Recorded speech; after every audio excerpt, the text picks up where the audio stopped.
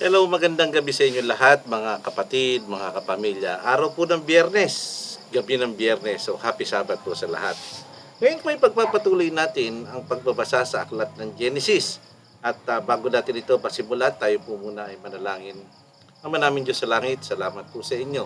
Salamat po sa kalahating isang linggong nadaan na kami po inyong ginabayan sa loob ng isang linggo na kami po inyong biniyayaan at pinagnabayan. Patawad po muli sa aming mga kasalanang nagagawa.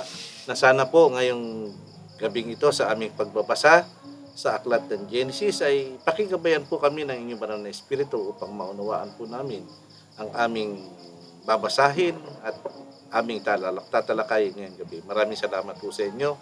Ang biyaya at pagpapala ng karunungan ay sumaamin nawa sa pangalan po ng aming Panginoong Hesus. Amen. Ngayon po patuloy natin basahin ang aklat ng Genesis. Ipagpapatuloy po natin ang pagbabasa sa aklat ng Genesis. Genesis 29 o 29:1 hanggang 35. Napakaganda po nitong istorya na ito. Nagpatuloy si Jacob sa paglalakbay niya hanggang sa makarating siya sa lupain ng mga taga-silangan. May nakita siya roon na isang balon at sa tabi nito ay may 30 ng tupa na nagpapahinga. Dahil doon kumukuha ang mga tao ng tubig na pinapainom sa mga tupa. Ang balon na ito ay tinatakpan ng malaking bato. Niipon muna ng mga pastol ang lahat ng mga tupa bago nila pagulungin ang batong nakatakip sa balon. Pagkatapos silang painumin ang mga tupa, muli na tinatakpan ang balon para ito po hindi madumihan at malaglagan ng ibang hayop gubat o hayop disyerto. Kaya tinatakpan nila yung balon. Ano po? Ngayon nagtanong si Jacob sa mga pastol ng tupa, mga kaibigan, taga saan kayo? Sumugot sila, taga Haran. Naalala ko yung isang lugar sa Saudi na may Haran. Muling nagtanong si Jacob, kilala ba ninyo si Laban na apo ni Nahor? Sumugot sila, oo, kilala namin. Nagpatuloy sa pagtatanong si Jacob, kumusta na ba siya? Sumugot sila, mabuti naman, tignan mo, paparating ang anak niyang si Raquel dito kasama ng kanilang mga tupa. Sinabi ni Jacob sa kanila, napakaaga pa at hindi pa oras para painumin ng mga tupa, mabuti siguro painumin nyo sila at muling ipaston. Sumagot sila, hindi namin iyan magagawa kung hindi muna may ipon ang lahat ng tupa. Kung nandito na ang lahat, doon pa lamang namin sila doon pa lang namin pagugulungin ang takip na bato para sila painumin. Nagsalita pa si Jacob sa kanila nang dumating si Raquel, nagdala ang mga tupa ng kanyang ama dahil siya ang nagbabantay sa mga ito. Pagkakita ni Jacob kay Raquel na anak ng tiyuhin niyang si Laban na kasama ang mga tupa, pumunta siya sa balon at pinagulong ang bato at pinainom ang mga tupa ng tiyuhin niyang si Laban. Pagkatapos sinagkanya si Raquel at napaiyak siya sa tuwa. Sinabi niya kay Raquel, anak ako ni Rebecca, kaya pamangkin ako ng iyong ama. Patakbong umuwi si Raquel at sinabi sa kanyang ama. Nang marinig ni Laban na nariyan si Jacob, na pamangkin niya kay Rebecca, agad niya itong sinalubong, hinagkan niya si Jacob at dinala sa bahay niya. At doon sinabi ni Jacob kay Laban ang lahat ng nangyari. Sinabi ni Laban sa kanya, tunay na magkadugo tayo. Pagkalipas ng isang buwan ay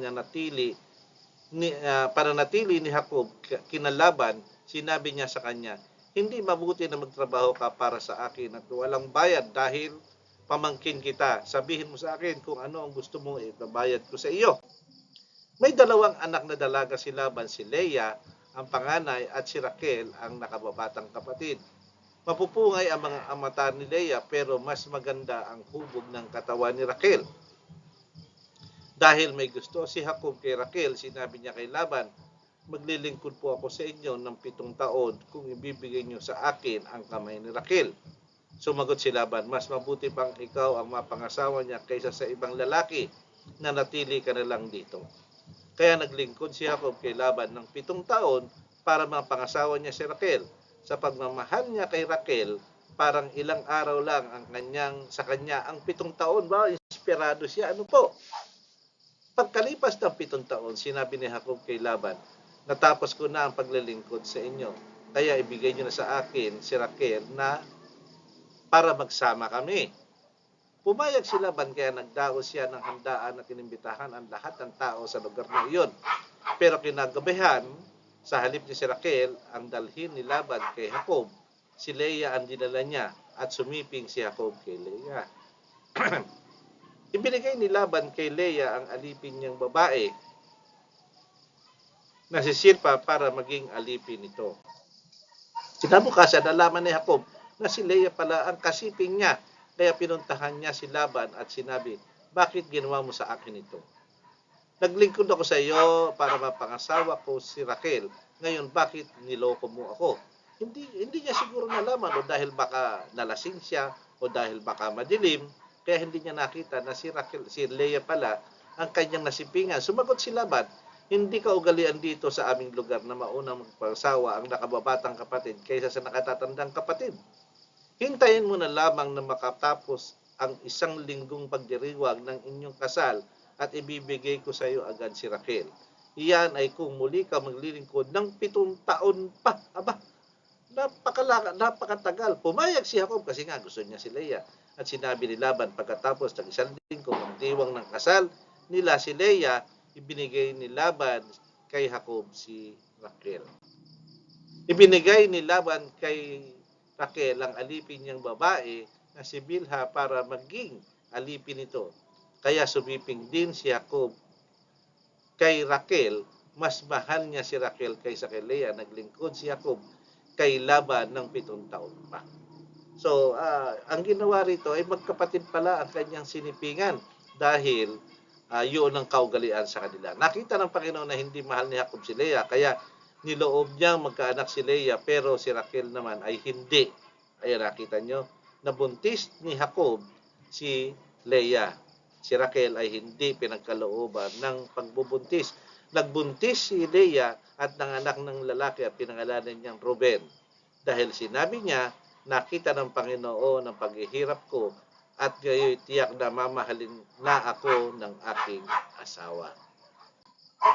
Muli siyang nagbuntis at nanganak ng isa namang lalaki at sinabi niya, muli akong binigyan ng Panginoon ng isang anak na lalaki dahil narinig niya na hindi ako minamahal ng aking asawa. Kaya pinangalanan ko ang sanggol na Simeon. Hindi pala siya mahal pero sinisipingan siya. Muli nagbuntis si Leah at nanganak ng isa pang lalaki. Sinabi niya, ngayon magiging malapit na sa akin ang aking asawa dahil 3 na ang anak naming lalaki. Kaya pinangalanan niya ang sanggol na Levi. Muling nagbuntis si Leah at nanganak ng isa na naman lalaki. At sinabi niya ngayon ay pupurihin ko ang Panginoon. Kaya pinangalanan niya ang sanggol na Judah. Mula noon, hindi na siya nagkaanak. Napakagandaan po. Napakagandang istorya. Lalo yung susunod na kapitulo. Abangan po natin sa darating na Miyerkules. Napakaganda po. Natupad yung sinabi ng kanyang ama ni Jacob na kung saan siya magpaasawa at nakita niya nga doon si Raquel. Napakaganda po. Parang naulit yung mga kwento ng kanilang lahi tungkol sa pag-aasawa. Maraming salamat po sa inyong pakikinig sa akin at pakikinig. At ngayon po sa ating pagtatapos, tayo po ay manalangin muna. Ang maraming Diyos sa langit, maraming salamat po sa inyo. Salamat po sa napakagandang biyaya pagpapala ng karunungan ito na aming nabasa sa aklat ng Genesis. Salamat po sa istorya na inyong pinaabot sa amin. Pakigabay nawa po niyo kami sa araw na Sabat na ito, Ama, sa aming pagsamba kinabukasan at pagpapatnubay sa bawat sa amin. Maraming salamat po sa inyo. At kami po ay nagkaroon muli ng isang inspirasyon sa isang kasulatan at isang istorya sa buhay ni Jacob at Raquel. Maraming salamat po sa inyo. At ang lahat po hiniling namin sa pangalan po ng Panginoong Hesus. Amen. Okay, maraming salamat po sa inyo. Medyo maingay ang aking kapaligiran sapagkat alam nyo naman, maraming nagkakasiyahan. Lumabas nga po ako ng bahay dahil medyo mainit sa loob. At nandito ako sa terrace namin. Muli, magandang gabi at happy Sabat sa inyo.